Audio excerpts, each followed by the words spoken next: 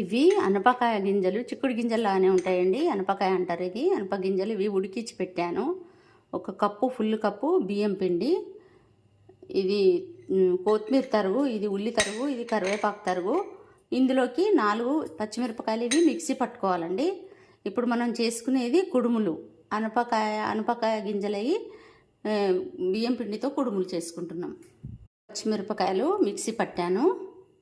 ఇందులోకి సరిపడా ఉప్పు, కొంచెం ఎక్కువ జీలకర్ర, పెద్ద స్పూను ఒకటి, కొన్ని టేస్ట్కు సరిపోయేన్ని నువ్వులు. ఇప్పుడు చేసుకుందాం. మీద ప్యాన్ పెట్టి నేను నూనె అయినా వేసుకోండి, ఇది నేను నెయ్యి వేస్తున్నా. ఇప్పుడు ఈ పచ్చిమిరపకాయల పేస్టు వేయించుదాం. ఈ పచ్చిమిరపకాయల పేస్టు ఇందులో వేసి కొంచెం వేయించుదాం.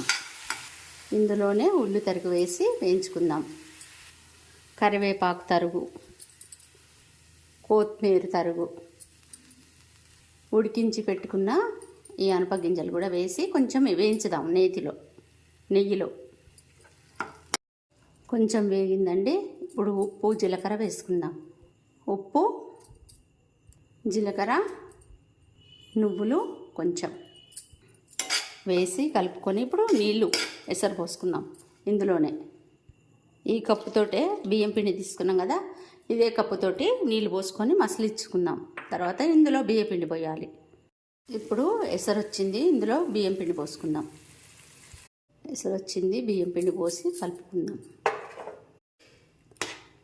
చక్కగా కలుపుకొని దింపేసుకొని ఒక బేసిన్లోకి తీసుకొని ఇది మెత్తగా ముద్దలాగా చేసుకొని కుడుములు పెట్టుకుందాం. ఇడ్లీ పాత్రలో ఒక కప్పు బియ్యం పిండికి ఒక కప్పు వేడి నీళ్ళు ఎసరు పోసినాయి. కరెక్ట్ సరిపోయినాయండి. నేను ఒక్క చుక్క కూడా పోయలేదు. మంచిగా ఇలా ఒక చుక్క నూనె వేసి ఇలా అన్నీ చేసుకొని కుడుముల్లాగా చేసుకొని ఇలా రౌండ్గా చేసుకొని ఇలా అనుకొని, ఏం లేదండి, ఇట్లా మధ్యలో ఇట్లా గుంటలాగా రావాలి. ఇది చిన్నప్పటి రెసిపీ, మా నాన్నమ్మ మా అమ్మ చేసేది.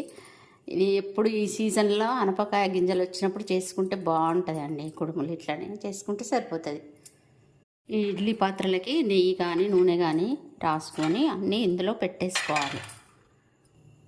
ఇలా ఇడ్లీ పాత్రలో కొన్ని నీళ్లు పోసి ఇప్పుడు పెట్టుకుందాం. ఈ ఇడ్లీ స్టాండ్లో పెట్టేసి కుడుములు పెట్టి మూత పెట్టుకుందాం. ఒక 10 నిమిషాలలో అయిపోతాయి ఇవి కుడుములు. ఉడికినాయండి, మంచిగా దింపుకోవటమేగా. అనప గింజల కుడుములు రెడీ అయినాయండి. మీరు కూడా చేసుకోండి, ఇలాగే చేసుకోండి. పచ్చిపిండితో కాకుండా ఇలా చేసుకుంటే చాలా బాగుంటాయి.